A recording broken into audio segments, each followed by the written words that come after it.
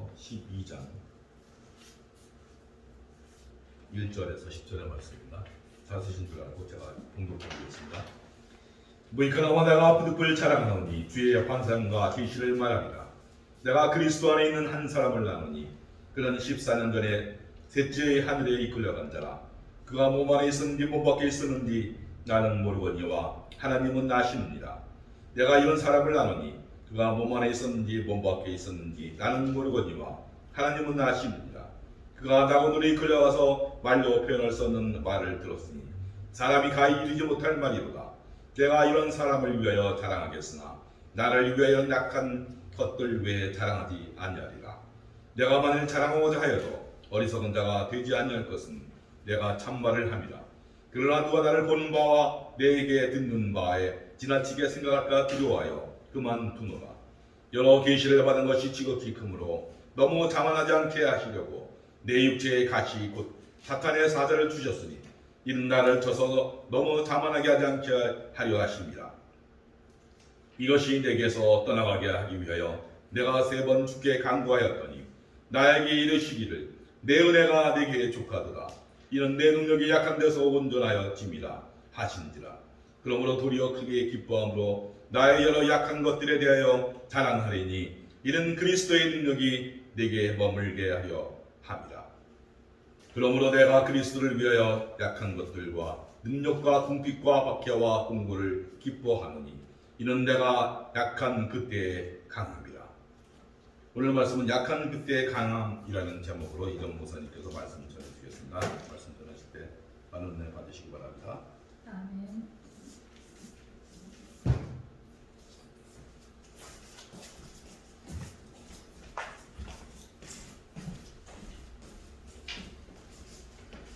할렐루야. 일주일 동안도 하나님 품 안에서 건강한 모습으로 이렇게 하나님께 예배드리러 나온 온라인 성도님 여러분들과 또 교회에 직접 나온 성도님 여러분을 예수 그리스도 이름으로 축원합니다. 축복합니다. 예, 우리 하나님 앞에 우리 한번 찬송가 하나 드리고 말씀을 선포하도록 하겠습니다.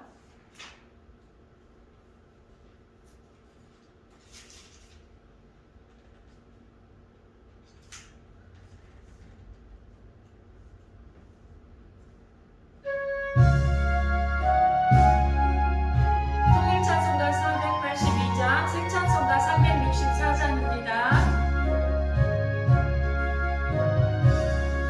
내 기도는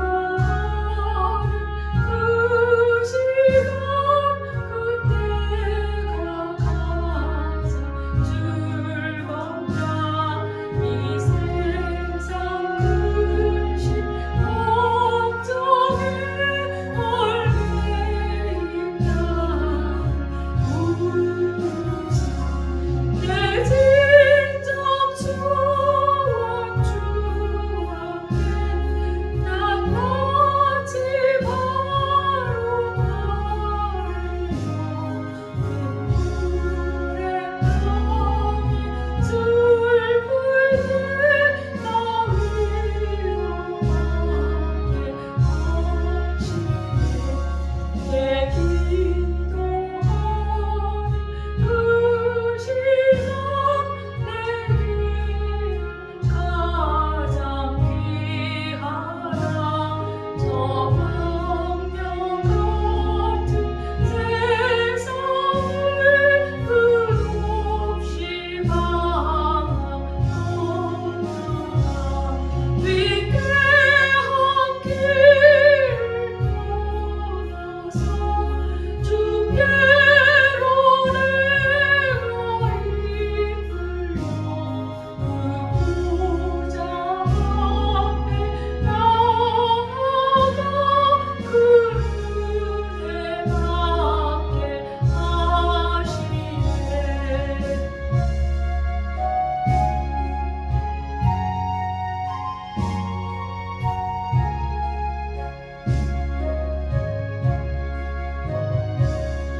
내 기도하는 그 시간 그때가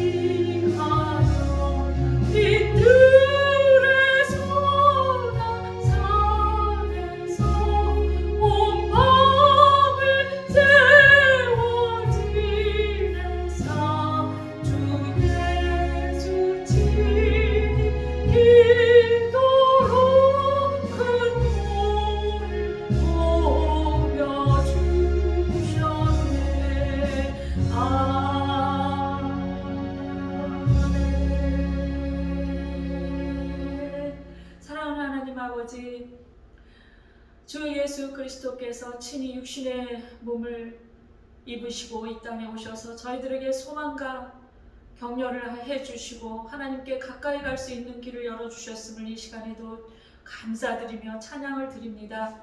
하나님 아버지, 이제 아버지 2월 첫 주를 주님 앞에 또 정성껏 드립니다. 하나님 아버지, 이 예배를 받아주시고 오늘 이 시간에도 힘을 얻는 귀한 시간 되게 하여 주시고 주님의 임재가 함께하는 그러한 예배가 될 수 있도록 주님 도와주시옵소서. 하나님, 특별히 저희 나라를 위해서 또 기도할 때 이제 3월 대선이 얼마 남지 않았습니다. 2월 달에 참으로 저희 믿는 성도님들이 힘을 다해서 주님께 기도하게 하시고 저희가 어떤 기도를 해야 될지 기도할 말을 저희 마음과 생각과 입속에 넣어주시사 주님이 뜻하는, 주님이 원하는 그러한 기도를 올려드릴 수 있도록 하나님 인도하여 주시옵소서. 특별히 시간을 낼 수 있도록 하여 주시며 조용한 시간에 주님의 말씀을 묵상하며 아버지 주님의 음성을 듣는 시간을 주님 허락하여 주시옵시고 또한 하나님 아버지, 저희가 금식으로 또한 아버지 이제 시간을 쪼개서 주님 앞에 아버지 예배드리며 또한 기도할 때 하나님 주님의 특별한 아버지 능력이 주의 성도들에게 임하게 하사 코로나를 피하게 하시고 아버지 건강을 주셔서 보호하게 하여 주시며 주님의 가정들을 통하여 주님 영광을 돌리게 하여 주시옵소서. 하나님, 오늘 말씀을 전합니다. 이 말씀을 전하는 저와 또한 아버지와 성도님들이 귀한 말씀에 아버지 감화받게 하시고 은혜 받게 하시며 아버지여 주님의 말씀이 전해질 때 하나님 그 음성을 들을 수 있는 길을 열어주시사 오늘도 깨닫고 통해 자복하고 변화되는 저희들 되게 하여 주시옵소서. 예수님 이름으로 간절히 기도드리옵나이다. 아멘. 할렐루야. 오늘 말씀은 제목이 약한 그때 강함이라 이런 제목으로 고린도후서 12장 1절부터 10절 말씀을 전해드리도록 하겠습니다. 이 고린도후서 12장 1절에서 10절 사이에 어떤 내용이 나오냐면은 이제 사도 바울이 3000층을 가봤다 하는 그런 체험을 하는 이야기가 나옵니다. 사도 바울은 우리가 이렇게 그 바울이 쓴 서신서를 쭉 우리가 읽어볼 때 아마 이제 예수님을 바울이 다메섹으로 가다가 예수님을 만나서 변화가 됐잖아요. 그 이후에 많은 고난을 받으면서 바울이 이렇게 이런 얘기를 한 번도 한 적이 없었는데 오늘 이제 고린도 후서에서 이렇게 이러한 얘기를 하는 이유가 있습니다. 그러니까 바울은 아마도 많은 체험을 하지 않았을까 이런 생각을 해봅니다. 그런데 오늘 말씀을 통해서 보면은 바울이 자기가 체험한 이야기를 잠깐 언급을 하긴 하지만은 그다지 그렇게 신비한 체험을 이야기를 하기를 좋아하지 않았던 것을 우리가 알 수가 있습니다. 이제 그 이유가 무엇인지 우리가 한번 보겠고 진정으로 바울의 메시지를 통해서 바울이 의도한 바가 무엇인지를 우리가 한번 알아보도록 하겠습니다. 바울은 오늘 본문이 12장이고 그 본문의 앞장 11장에서 자신이 고난을 통과한 상황을 굉장히 강조하면서 열거하고 있어요. 자랑하듯이 이렇게 내가 어떤 고난을 받았고 어떤 고통을 받았고 뭐 이러면서 쭉 이렇게 말을 하는 것을 볼 수가 있습니다. 이 고린도 교회는 이제 바울이 3차 전도 여행 시에 에베소 교회를 개척하는 중에 있었는데 그때 고린도 교회를 배를 타고 잠깐 방문한 적이 있었어요. 왜 그러냐면 이 고린도 교회는 많은 문제가 있었던 거예요.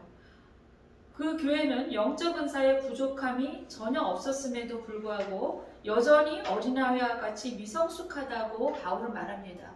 그래서 영적 은사가 굉장히 많이 나타났어요. 이 고린도 교회. 그럼 영적 은사가 많이 나타난 것을 보면은 와, 굉장히 신령하고 영적이다라고 생각하겠지만 바울은 바울의 말씀을 통해서 볼 때 그 영적 은사가 많이 나타난 체험과 그리고 각 개인의 그 신앙의 영적 성숙과는 전혀 상관이 없다고 말하고 있습니다.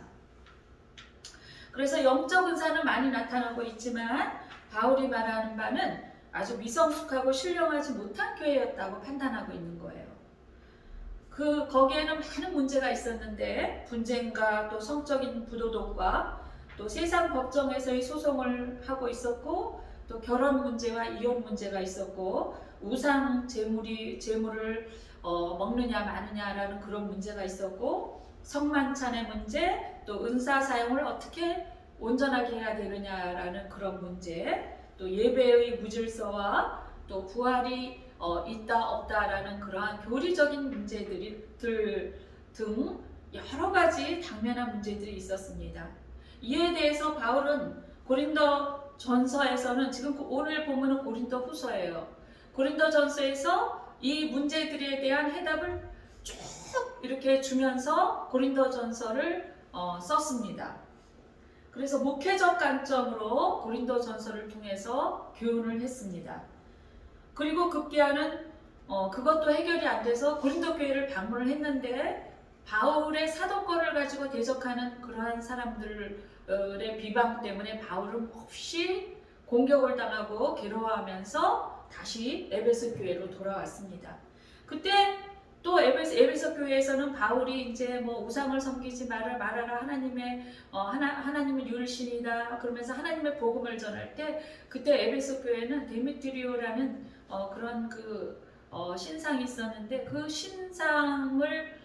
신상에 말하자면 이제 금칠, 은칠 뭐 이러한 또 신상을 만들고 또 금칠과 은색칠을 하는 그러한 색칠장이들이 이제 그러한 우상으로 인해서 먹고 사는 그러한 입장이 있었어요. 그러다 보니까 이제 거기서 우상을 가지고 먹고 사는 사람들이 에베소 그 지역에 많이 있었는데 그 바울의 말씀으로 인해서 사람들이 이제 우상을 멀리하게 되고 이렇게 되니까 그들이 이제 먹고 살기에 위협을 받게 됐습니다. 그래서 폭동이 일어났어요. 바울을 쫓아내려고 폭동이 일어나서 바울이 신변의 위협을 느끼고 에베소 지역 좀 윗지방에 바다 건너 윗지방에 마케도니아라고 있었습니다. 알렉산더 대왕이 이제 있었던 그런 지역이죠. 그 마케도니아 지역에 가서 이제 또 전도를 하면서 있었습니다. 선교를 하고 있었습니다. 이럴 때 그 마케도니아에 이제 디도가 왔는데 그 전에 피하기 전에 에베소 교회에서 고린도 교회에 갔다가 다시 쫓겨왔다 그랬잖아요. 그래서 그러다가 생각도 못해 도저히 안 돼서 디도 여러분 기억하시죠? 디도에게 눈물의 편지라고 나옵니다. 고린도후서 2장 4절에 보면 눈물의 편지를 디도에게 손에 지켜서 내가 너희들에게 보내지 않았더냐 이렇게 나옵니다. 그래서 이제 바울은 그 눈물의 편지를 보내놓고 디도를 기다리면서 있었는데 그 에베소 교회에서 폭동이 일어나서 쫓겨나서 마케도냐로 갔어요. 자, 드디어 마케도냐에 이제 디도가 바울을 만나러 왔을 때 아주 기쁘고 좋은 소식을 전합니다. 그 고린도 교회 교인들이 바울의 눈물의 편지를 받고 그들이 회개하고 이제 올바로 돌이켰다고 하는 그러한 기쁜 소식을 바울이 듣습니다. 이 바울의 눈물의 편지를 받은 고린도 교회 교인들이 이제 바울에게 순종하게 된 것이죠. 이에 바울은 기뻐하면서 고린도 교인들에게 위로와 격려를 주는 차원으로 다시 편지를 쓴 것이 오늘 본문의 고린도 후서입니다.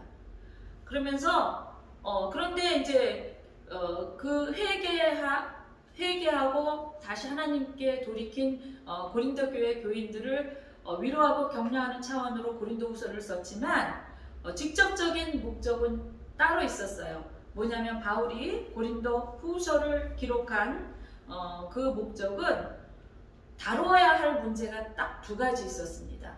첫째는 무엇이냐면 고린도 성도들의 구제 연보 문제였었고 둘째는 여전히 고린도에 남아있는 거짓 교사들의 문제였습니다. 바울이 고린도 교회를 방문했을 때 바울을 대적한 거짓 사도들이 있었어요. 당시 고린도 성도들은 바울의 눈물의 편지를 받고 대부분 바울과 회개하고 바울과 화해한 상태에 있었지만 자칭 사도라 칭하고 바울의 사도권을 공격한 거짓 교사들이 남아 있었습니다. 그래서 이들을 그대로 놔둘 수가 없었어요. 이 거짓 사도들은 교회 전체의 분위기를 이간질로 흐려놓았고 바울을 배척하고 대적하는 데 앞장섰습니다. 그리고 마구 또 계속해서 비방했어요. 고린도 교회에서 이들은 지도자적 지위를 확보하기 위해서 스스로 사도라 칭하고 또 자기네들을 추천해준 그 추천권, 그때는 이제 추천권, 오늘날도 마찬가지지만 추천권이 있어야 이제 사도라고 칭하는 그런 게 있었어요. 그러한 추천권을 누가 나를 추천해줬다, 예를 들어서 아주 이름 있는 제사장이 추천해줬다, 이런 식으로 했겠죠. 그러면서 그 추천권을 들먹거리고 자랑하면서 자신을 내세우고 있었습니다. 심지어는 신비한 체험을 했다고 떠들면서 자기 자신이 자칭 대단한 인물인 것처럼 스스로 포장하기도 했습니다. 이에 대해서 바울은 의도적으로 바울 자신을 자랑해야 되겠다고 이제 생각하고 말씀에 자신의 이야기를 하는 것이에요. 그 전에까지는 바울은 우리가 로마서에도 볼 수 있지만은 뭐라고 그랬냐면 자기는 아주 가말리엘 문화의 그런 문화생으로 있었다고 그러죠. 그러니까 그 당시에 가말리엘 문화 그러면 굉장히 아주 대단한 학자의 그런 가문이었습니다. 그런데 그리고 자기가 이제 로마 시민권도 있었고 자기가 많은 공부를 했고 많은 자랑할 것이 많지만 나는 그것을 배설물로 여긴다라고 그렇게 고백을 했어요. 자, 그런 바울이 그 이후에 선교를 할 때는 자기 자신에 대해서 하나도 내놓지 않다가 그리고 오로지 예수 그리스도의 그 복음만 증거하다가 지금 고린도후서에서 자신의 이야기를 강력하게 하고 있는 거예요. 그런데 자기 자신의 겉모양을 자랑하는 그런 거짓 사도들과 바울이 다른 것은 무엇이냐면 그들과는 달리 바울은 그 사도권의 정통성을 입증하기 위해서 그 증거로 자신의 고난과 수고를 증명하고 있습니다. 우리 한번 말씀을 잠깐 보실까요? 제가 말씀을 통해서 한번 설명해 드리도록 하겠습니다. 고린도전서 11장 그 앞장이죠. 오늘 본문 11장 16절에서 18절 보시겠습니다.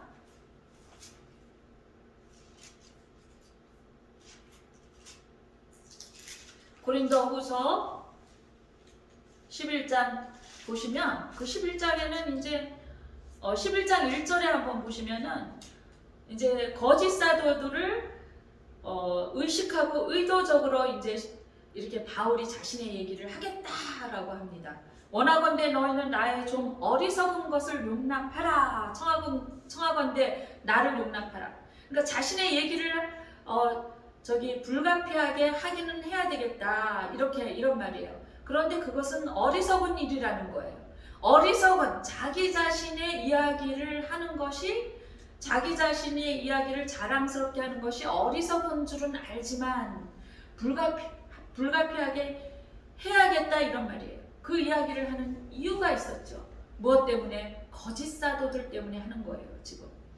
그러면서 2절에 보시면 내가 하나님의 열심으로 너희를 위하여 열심을 내노니 내가 너희를 정결한 처녀로 한 남편인 그리스도께 드리려고 준비함이로다 그래요. 그런데 3절에 보시면 뱀이 그 관계로 하와를 미혹한 것 같이 너희 마음이 그리스도를 향하는 진실함과 깨끗함에서 떠나 부패할까 두려워하노라. 이 이유 때문에 바울이 자신의 이야기를 해야 되겠다고 하는 것입니다. 왜냐하면 거짓 사도들이 고린도 교회를 더럽히고 미혹하니까 도저히 안 되겠다 해서 바울이 이야기를 하는 것입니다. 그래서 16절과 18절에 보시면 내가 다시 말하노니 누구든지 나를 어리석은 자로 여기지 말라. 만일 그러하더라도 내가 조금 자랑할 수 있도록 어리석은 자로 받으라. 그러니까 자기가 어리석게 자기 자신을 자랑하더라도 좀 내 이야기를 들어봐라 이 말이에요. 내가 말하는 것은 주를 따라 하는 것이 아니요 오직 어리석은 자와 같이 기탄 없이 자랑하노라. 18절 여러 사람이 육신을 따라 자랑하니 나도 자랑하겠노라. 그래서 바울이 이제 앞에서는 그런 식으로 얘기를 했어요. 나는 뭐 가말리알 문하고 로마 시민권도 있고 내가 굉장한 공부도 있고 뭐 이러면서 너희들이 볼 때 내가 너희들을 자랑하고 아주 크리스찬을 믿는 사람들은 그렇게 누추한 사람인 것처럼 하지만은 너희들이 나를 볼 때 내가 그런 사람이냐 뭐 이런 식으로 이렇게 반문을 하면서 그들의 반응을 지켜보는 것이죠. 여기서도 고린도후서에서도 바울이 내가 좀 어리석지만 내 이야기를 하겠다 그럽니다. 그런데 이번에는 자기 가문을 자랑하고 자기 학식 높은 것을 말하는 것이 아니라 바울이 하나님을 예수님이 참된 구세주이심을 증명하기 위해서 나는 이런 수고와 고난을 받았다. 이렇게 자기가 고난 받은 것을 자랑하고 있습니다. 23절 보시면 그들이 그리스도의 일꾼이냐 정신없는 말을 하거니와 그래요. 그들이 정말 그리스도의 일꾼이냐 정신없는 말을 하거니와 나는 더욱 그러하다. 내가 수고를 넘치도록 하고 옥에 갇히기도 더 많이 하고 매도 수없이 맞고 여러 번 죽을 뻔하였으니 유대인들에게 40회에서 하나 감한 배를 5번 맞았고 3번 태장으로 맞고 1번 돌로 맞고 3번 파선하고 1주야를 깊은 바다에서 지냈으며 여러 번 여행하면서 강의 위협과 강도의 위협과 동족의 위험과 이방인의 위험과 시내의 위험과 광야의 위험과 바다의 위험과 거짓 형제 중에 위험을 당하고 또 수고하며 애쓰고 여러 번 자지 못하고 줄이며 목마르고 여러 번 굶고 죽고 헐벗었노라. 누구 때문에? 예수님 때문에. 예수님의 복음을 전하려고. 그것이 진리이기 때문에 그 복음이 진리이기 때문에 그 복음만을 전하려고 이러한 수고와 고난을 무릅썼다. 감당했다. 이렇게 고백을 하는 거예요. 그러면 그들은 예수님 때문에 그런 수고를 했냐? 그런 고난을 받았냐? 라고 묻고 있는 거예요. 바울 자신은 이 자기가 받은 고난과 수고를 드러내면서 정말 예수님은 살아계신 예수님이다 라고 증명하고 있는 것입니다. 그러면서 본문 12장에서는 조금 더 한 걸음 더 나아가서 자신이 겪은 신비의 체험을 언급하면서 자랑을 하고 있는 거예요. 왜냐하면 그 거짓 사도들이 자기네가 뭐 아주 높은 어르신이 나를 추천해줬다. 그래서 나는 진짜 사도다. 아니 이름 있는 사람하고 자기 개인하고 무슨 상관이 있어요. 그쵸? 이름 있는 사람이 뭐 아주 직분이 높고 뭐 하버드 대학교를 나왔다고 해서 자신이 하버드 대학교를 갔습니까? 그거 아니잖아요. 근데 사도들이 그런 식으로 지금 자랑을 하고 추천권을 가지고 자랑을 하고 누가 추천했다. 그리고 또 자기는 무슨 체험을 했다. 이제 그런 식으로 막 자랑하는 것을 보고 이제는 바울이 자기 체험을 잠깐 언급을 한 거예요. 자, 우리가 바울이 어떤 체험을 했는지 한번 보겠습니다. 1절에 보면 무익하나마 내가 부득불 자랑하노니 주의 환상과 계시를 말하리라 그래요. 그러면서 2절 보시면 내가 그리스도 안에 있는 한 사람을 아노니 3인칭으로 얘기하는 거예요. 그리스도 안에 있는 한 사람을 안다. 마치 다른 사람 얘기하는 것처럼 3인칭의 그러한 시점으로 얘기했다는 것은 바울이 자기 자신을 드러내지 않고 싶은 것을 지금 불가피하게 드러내고 있는 거지만 마치 아무 상관이 없는 것처럼 다른 사람이 체험한 것처럼 이야기를 전하고 있다 이 말이에요. 자, 여기서 무익하나마 이 말은 이제 물론 한문이죠. 이익이 없다 이런 뜻이에요. 헬라어로 우심페로 이런 뜻인데 합성어입니다. 우와 심페로, 심페로 합성어예요. 우는 없다, 아니다 이런 부정어의 뜻이 있고 심페로는 유익하다, 쓸만하다, 도움이 되다 이런 합성어입니다. 그러면 심페로는 무슨 뜻이 되겠습니까? 도움이 되지 않는다, 유익이 없다 이런 뜻입니다. 자, 이 말은 무슨 뜻이냐 하면은 자랑하는 것이 도움이 되지는 않지만 이런 말이에요. 아까 11장에서 뭐라 그랬어요? 나의 어리석은 것을 좀 용납하라. 내가 지금 부득불 불가피하게 자랑을 하는데 그 자랑 자체가 어리석은 것이다 분명히. 그렇지만 좀 어리석은 말을 할지라도 이해를 해다오, 이런 뜻이죠. 그런 것처럼 도움이 되지는 않지만, 자랑하는 것이 도움이 되지는 않지만 부득불 자랑을 해야만 되겠다, 이런 말입니다.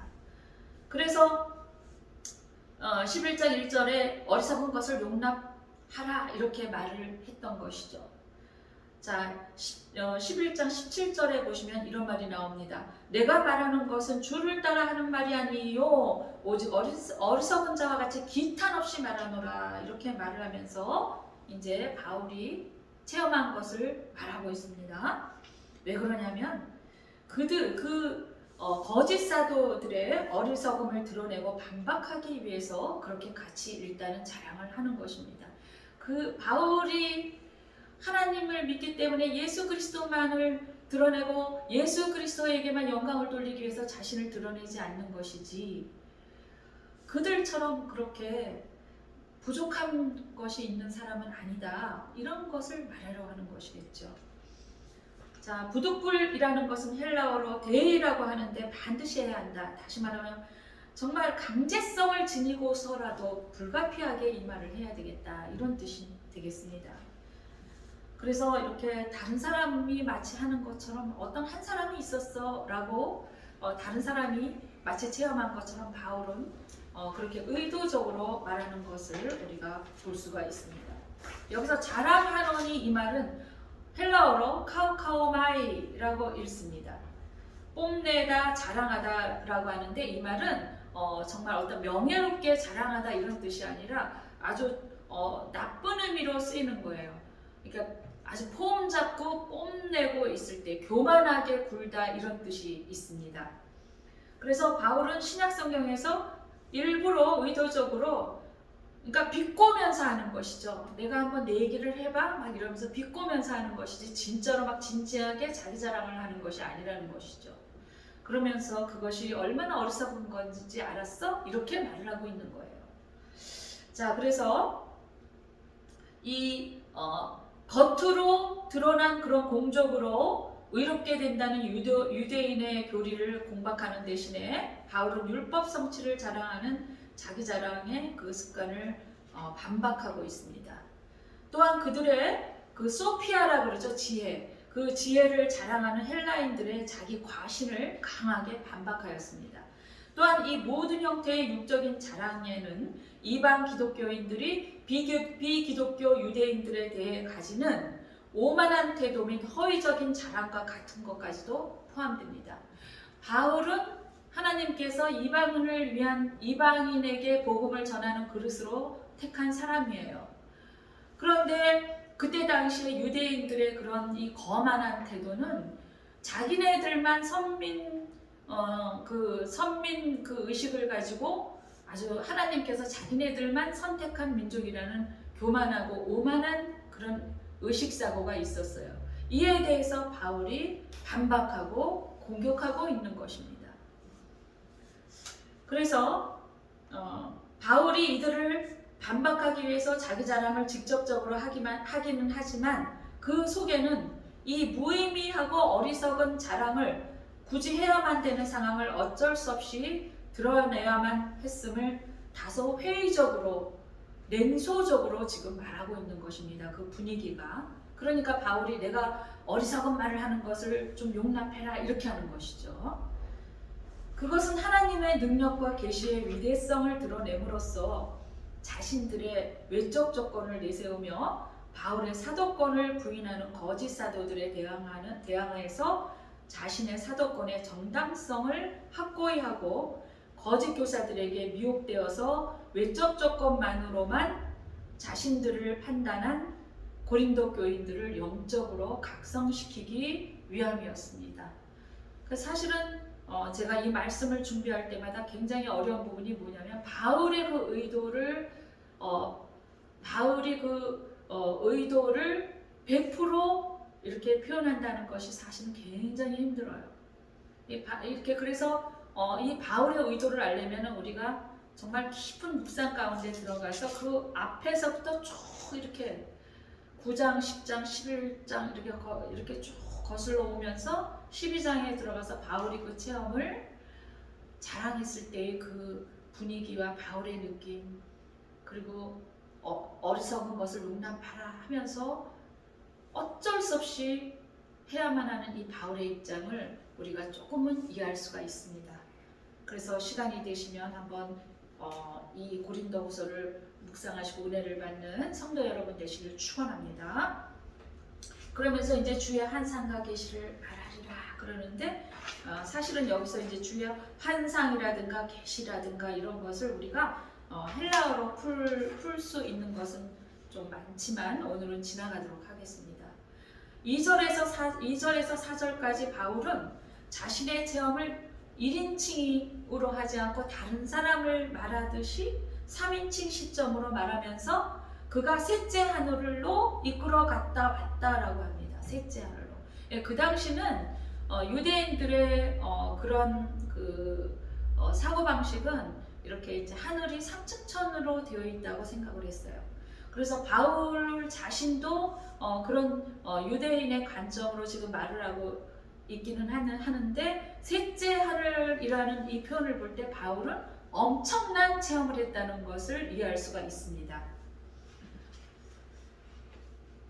자, 3장 고린도후서 3장 1절에 보시면 이렇게 나와요. 우리가 다시 자천하기를 시작하겠느냐? 우리가 어찌 어떤 사람처럼 추천서를 너희에게 붙이거나 혹은 너희에게 받거나 할 필요가 있느냐 이 말이에요.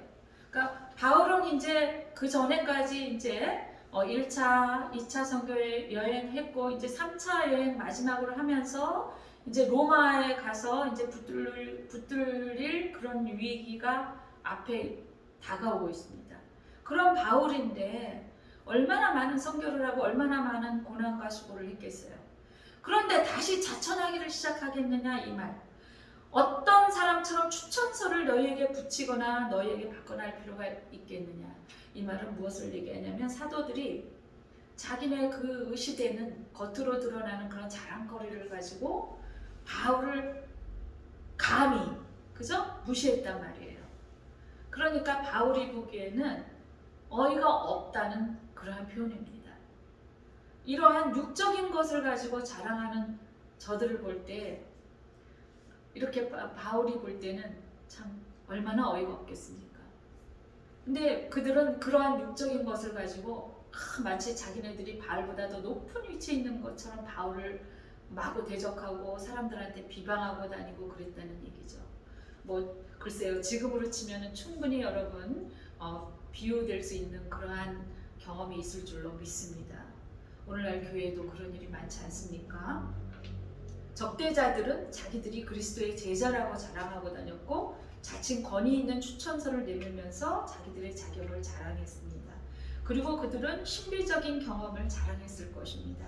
그러니까 바울이 지금 환상과 계시에 대해서 말하는 것은 그의 적대자들이 신비적인 경험에 대해 자랑한다면 바울 자신도 그런 것에 대해 얼마든지 말할 수 있다는 의미로 바울의 신비적인 경험을 진술하면서 자신은 진정으로 하나님이 선택한 사도라고 그렇게 지금 말을 하고 있는데 그것은 하나님의 권위 때문에 말을 하고 있는 것입니다. 왜냐하면 바울이 나는 사도야 하고 자기 자신이 스스로 자칭 정말 어깨에 힘을 주고 목을 뻣뻣이 하는 것이 아니라 지금 바울이 생명을 걸고 온갖 순환과 모험을 감내하면서 죽음 앞에서 그리스도의 영광만을 위해서 복음을 전하고 있는데 만약에 바울의 사도권의 그 사도권의 권위에 도전을 받는다면 바울이 전한 그 복음마저도 가치를 잃어버리기 때문에 그렇습니다. 여러분 이것을 잘 이해해 주시는 성도 여러분 되시기를 축원합니다. 그래서 바울이 그렇게 이 바울 자신의 사도권의 권리를 주장하는 것이 곧바로 예수님의 복음을 증명하는 것이 되기 때문에 그렇습니다. 5절에 보시면 내가 이런 사람을 위해서 자랑하겠으나 5절에 한번 보시겠습니다. 내가 이런 사람을 위하여 자랑을 하겠으나 그러면서 뭐라 그랬어요? 자기가 이런 사람을 위해서 자기를 말하는 거예요. 계속 3인칭 시점으로 다른 사람 말하듯이 얘기하고 있는 것입니다. 내가 이런 사람을 위하여 자랑하겠으나 나를 위하여는, 그러니까 자기 자신을 위해서는 자랑하지 않겠다 이 말이에요. 다만 자랑할 것이 있다면 그 뒤에 뭐라 그랬습니까? 약한 것들 왜 자랑하지 아니하리라. 그래서 오늘 제목이 뭐라 그랬어요? 약한 그때 강함이라. 거기에 복음이 들어있습니다. 이 지금 바울 자신이 얼마나 이 바울의 그 말 표현이 깊은지 몰라요. 지금 바울이 그 거짓 사도들을 말씀으로 징계를 하고 정말 그 영적으로 그들을 드러내면서 지금 바울은 복음을 말하고 있는 거예요. 예수 그리스도의 복음을 말하고 있는 것입니다. 뭐라고 그랬어요? 약한 것들 외에 자랑하지 아니한다. 이것이 복음이에요. 그래서 6절에 보시면 내가 만일 자랑하고자 하여도 어리석은 자가 되지 아니할 것은, 그러니까 바울이 말하고자 하는 것은 무엇이냐면 자랑하는 것, 육적으로 자랑하는 것은 영적으로 볼 때 어리석다라고 말하는 거예요. 그래서 바울이 정말 그 학식이 많은, 남들이 다 알아주는, 지금으로 치면 뭐 하버드 대학 정도 될까요? 다 알아주는 그런 학식 있는 가문에서 있었고 배웠고, 그리고 바울 자신도 굉장히 많은 책을 읽고 세상에 대해서 그렇게 많이 알고 있어도 바울은 그것을 다 배설물로 버린다. 똥으로 생각한다 이 말이에요. 똥으로 버리겠다. 자신을 다 비워버리겠다. 오직 예수 그리스도만 자기 속에 채우겠다는 것입니다. 그래서 그 모든 것 자랑하고자 하여도 어리석은 자가 되지 아니할 것은, 자랑하는 자체는 육적으로 자랑거리가 있다는 것은 어리석은 것이다 이 말이에요. 똥이다 이런 말이에요. 그것은 똥이다, 배설물이다. 그런데 자기가 자랑하고자 하여도 어리석은 자가 되지 아니할 것은 자기가 참말을 함이라. 여기서 이 참말을 함이라라는 이 속에는 바울이 왜 자랑해서는 안 될 것을 굳이 이렇게 자랑을 불가피하게 하면서 이런 말까지 이렇게 하게 되었나를 지금 말하고 있는 거예요. 참말이라는 것은 비록 어리석은 말을 하는 것 같지만 자기가 의도적으로 하는 것이고 거기에 뜻이 있었고 목적이 분명히 있다라는 거예요. 거짓 사도들 때문에, 그 거짓 사도들에게 속고 있는 고린도 교회 교인들 때문에, 그리고 예수님의 복음을 전하기 위해서 참말을 하고 있는 것이라 이런 말이에요. 그러나 누가 나를 보는 바와 내게 듣는 바에 지나치게 생각할까 두려워하여 그만두노라. 그래서 아주 잠깐 이렇게 자기 자신에 대해서 얘기했지만, 그러나 자기한테 사람들이 예수님한테 아까 2절에 뭐라 그랬어요? 그 11장에서 뭐라 그랬어요? 자기는 중매장이다라고 얘기했어요. 2절에 11장 2절에 내가 하나님의 열심으로 너희를 위하여 열심을 내노니 내가 너희를 정결한 처녀로 한 남편인 그리스도께 드리려고 중매함이로다. 그러니까 성도들을, 이렇게 사역자들은 성도들을 예수님께 인도하기 위해서 성도들을 단장시키고 정결하고 성결하게 정말 말씀을 먹이면서 거룩하게 이렇게 인도하는 그런 중매장인 거지 더 이상은 아니라는 거예요. 그럼 바울이 이렇게 부득불 그 얘기가 무익하나마 했지만 이제는 그만둔다. 왜냐하면은 그러한 신비적인 체험으로 성도들이 예수님께 초점을 맞추는 것이 아니라 자기 자신한테 포커스를 맞출까 두려워하여 그만두노라. 이런 말을 하는 것입니다. 그래서 이 말과 같이 무엇보다 바울은 사람들로 하여금 자신을 특별한 존재로 오해하지 않도록 하기 위해서 그런 영광을 통하여 자기의 영광을 얻으려 하지 않았기 때문이라고 말하고 있습니다. 그래서 바울은 자신의 논리를 진전시켜가면서 이제 정말 자기가 말하고자 하는 것을 드러내고 있습니다. 7절에 보시면 여러 계시를 받은 것이 지극히 크므로 너무 자만하지 않게 하려고 하시려고 내 육체에 가시고 사탄의 사자를 주셨으니 이는 나를 쳐서 너무 자만하지 않게 하려 하심이라. 그래서 저는 이 말씀을 읽을 때마다 깨닫습니다. 어떤 분을 보시면 너무너무 이렇게 귀한 분들이 계세요. 신앙심도 좋고 너무 깊고 영적으로, 그리고 겸손한 분들 계신데 너무 어려움에 있으신 거예요. 그래서 제가 물론 우리가 어려움과 고난에 빠질 때는 자신의 죄 때문에 그런 경우도 있고, 또 하나님이 하나님이 고난을 원하지는 않지만은 어떤 그 하나님의 섭리 아래서 받는 고난이 있습니다. 그런데 그분들은 하나님의 섭리 안에서 정말 그분들을 더 겸손하기 위해서 주는 고난이 아닐까라고 제가 생각한 그런 사람들이 있었습니다. 그래서 이 7절에 보시면 그가 경험한 환상과 계시로 인하여 교만하여지지 않도록 하나님께서 그의 육체에 가시를 주셨다고 말합니다. 이 육체의 가시가 무엇인지는 분명치 않습니다. 다만 그것은 안질이라고 그렇게 나오는 것도 있는데요. 정확하지 않아요. 그렇지만 그것은 대단히 고통스러운 것이었고 바울의 생애 내내 지속적으로 주어졌던 것으로 보입니다. 바울은 이 육체의 가시를 위해서 3번이나 제거해달라고 하나님께 간구했지만 거절당했고, 드디어는 예수님의 음성이 바울에게 들렸습니다. 9절에 예수님의 귀하신 음성을 들어보시는 여러분 되시길 축원합니다. 예수님께서 이렇게 말씀하셨어요. 바울에게 내 은혜가 내게 족하도다. 이는 내 능력이 약한 데서 온전하여 짐이라.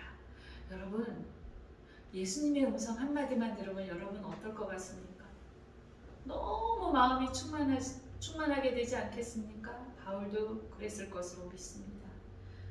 이 말씀을, 예수님의 음성을 들은 바울은 그대로 순종했어요.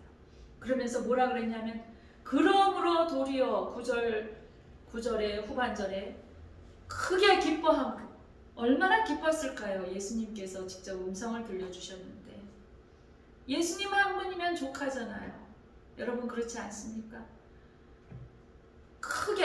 도리어 크게 기뻐함으로 나의 여러 약한 것들에 대하여 자랑하리니, 이제는 바울이 약한 것들에 대해서 자랑한다는 거예요. 이는 그리스도의 능력이 내게 머물게 하려 함이라. 그렇습니다. 여러분 생각해 보세요. 아주 순수한 어린아이들이 때로는 예수님을 더 빨리 만납니다. 왜 그럴까요? 그 아이들이 뭘 알아서 세상에 대해서 세상의 이치를 깨달아서 머리가 빠르게 돌아갑니까? 영리합니까? 이익을 잘 취할 수 있습니까? 걔네들이 힘이 있습니까? 왜요? 힘이 없어요. 너무 스폰지처럼 순수한 애들이에요. 그러니까 얘네들이 예수님한테 기도하고 그러면 예수님이 빨리 만나줍니다. 그래서 내 은혜가 내게 족하도다. 이는 내 능력이 약한 데서 온전하여 짐이라. 여기서 온전하다는 이 말은 굉장히 깊은 의미가 있어요. 쉽게 말하면은 하나님의 뜻이 성취되어지는 것을 말하는 거예요. 하나님의 뜻이 우리 각자를 통해서 성취되는 것을 말하고 있습니다. 그래서 도리어 크게 기뻐하고 약한 것들에 대해서 자랑한다고 이렇게 바울은 말하고 있습니다. 바울은 자신의 약함으로 인하여 하나님의 능력을 더욱 의지하기 때문에 그리스도의 능력이 자신에게 계속 머무는 것을 깨닫고 자신의 약함을 인정하고 받아들이기로 한 것입니다. 이러한 바울의 태도는 외적 조건을 자랑하기에 급급했던 거짓 사도들의 태도와는 분명하게 대조되는 것입니다. 그의 사도로서의 진실성을 잘 보여주고 있습니다.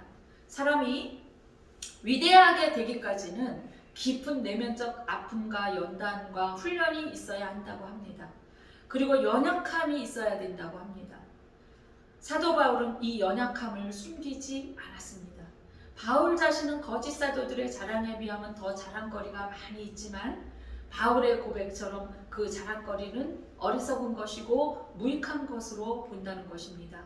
대신에 도리어 자신의 약한 것을 자랑하겠다는 것입니다. 왜 그럴까요? 왜냐하면 자기의 약한 것으로 그리스도의 능력이 드러나기 때문이라는 것입니다. 그의 약함과 볼품없음을 밝히고 있습니다. 구체적으로 그것은 7절의 육체의 가시라고 말하고 있습니다. 그는 이것을 가리켜 사단의 사자라고 표현을 했어요. 원어로 표현하면 사단의 사자입니다. 말하자면 사탄이 자신의 육체를 점령해서 마음껏 괴롭히고 있다는 것입니다. 이것은 그 당시에도 아마도 안질일 것이라고 보는 사람이 있었는데, 그 당시는 안질에 걸린 사람은 죄가 있어서 걸렸다고 생각해서 수치를 감수해야 됐습니다. 그래서 이 사실을 내놓고 말하는 것은 쉬운 일이 아니었습니다. 9절에서 은혜라고 했는데, 이 은혜라고 말하는 것은 그리스도를 매개로 해서 하나님의 울타리 안에 머무는 것을 말합니다. 다시 말하면 우리 그리스도는 중보자잖아요. 늘 하나님 옆에서 우리를 위해서 중보하고 있다고 했습니다.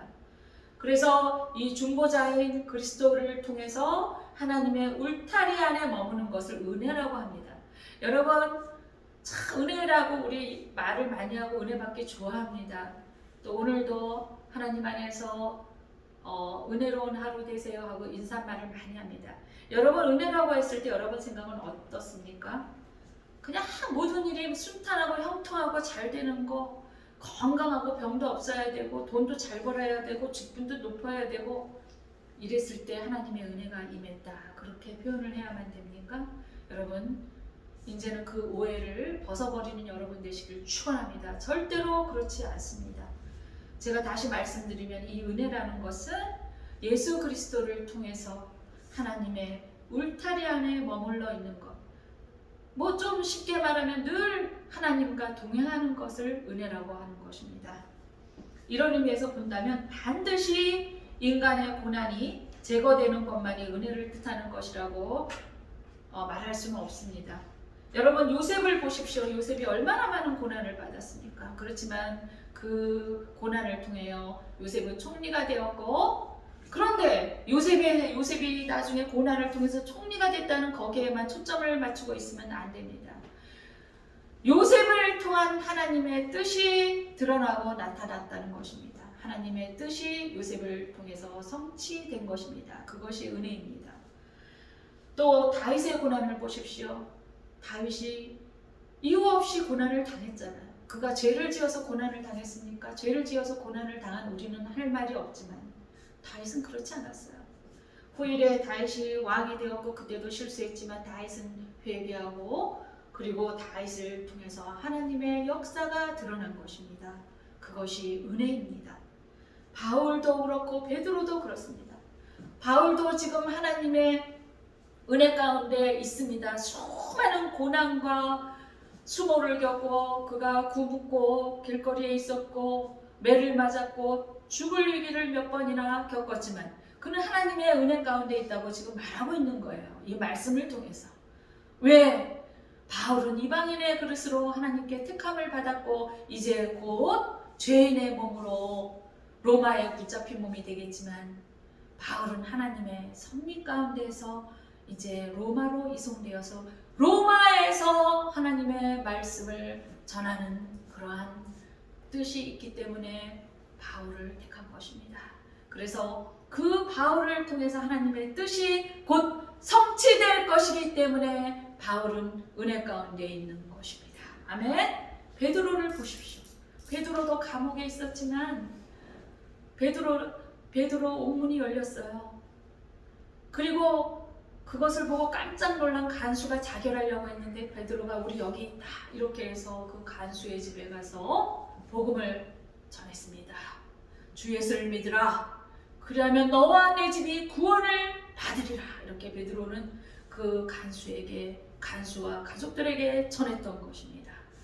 그 하나님의 뜻을 성취하기 위해서 베드로는 감옥으로 간 것이에요. 여러분, 은혜가 이제 무엇인지 아시겠습니까? 내 능력이 약한 데서 온전하여 짐이라. 이 말씀은 하나님의 바울의 간구를 거절하고 하신 말씀입니다.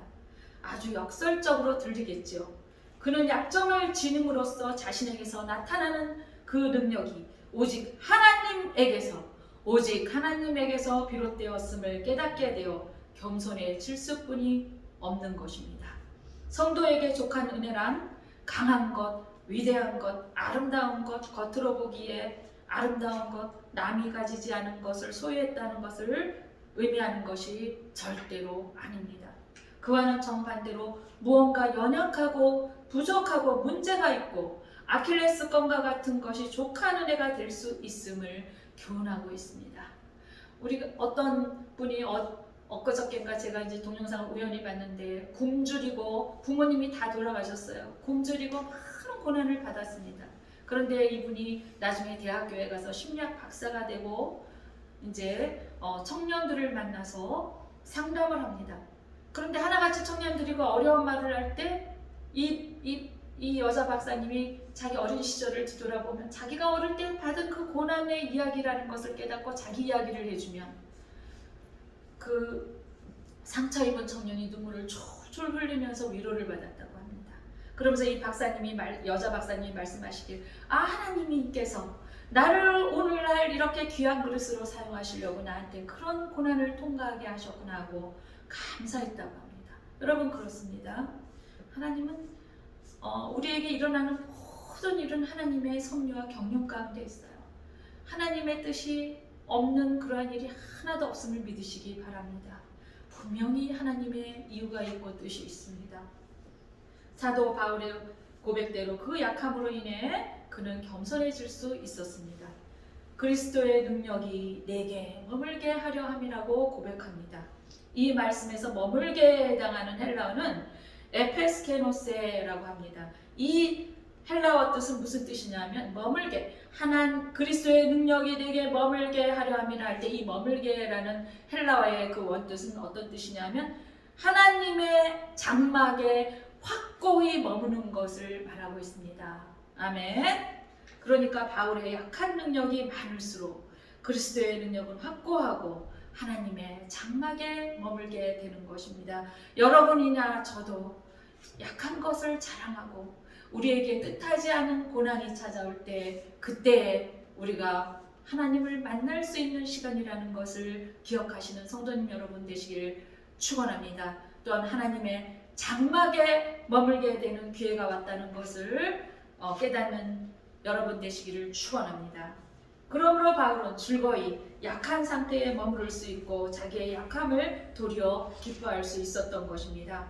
바울이 진정으로 자랑하고자 하는 것은 바로 이 약함이었습니다. 고린도전서 1장 27절 말씀에 하나님께서 미련한 것들을 택하사 지혜 있는 자들을 부끄럽게 하시고 세상의 약한 것들을 택하사 강한 것들을 부끄럽게 하려 하시며, 여러분 이 말씀을 여러분 가슴으로 받아들이면서 여러분에게 훈계하시는 여러분 되시기를 축원합니다. 왜냐하면 혹시라도 여러분들이 정말 많은 것들을 가지고 있는 분들이라면 더욱더 겸손해지시기를 예수 그리스도 이름으로 축원드립니다. 그리고 강조합니다. 하나님께서는 미련한 것들을 택하사 하나님의 그릇으로 쓰십니다.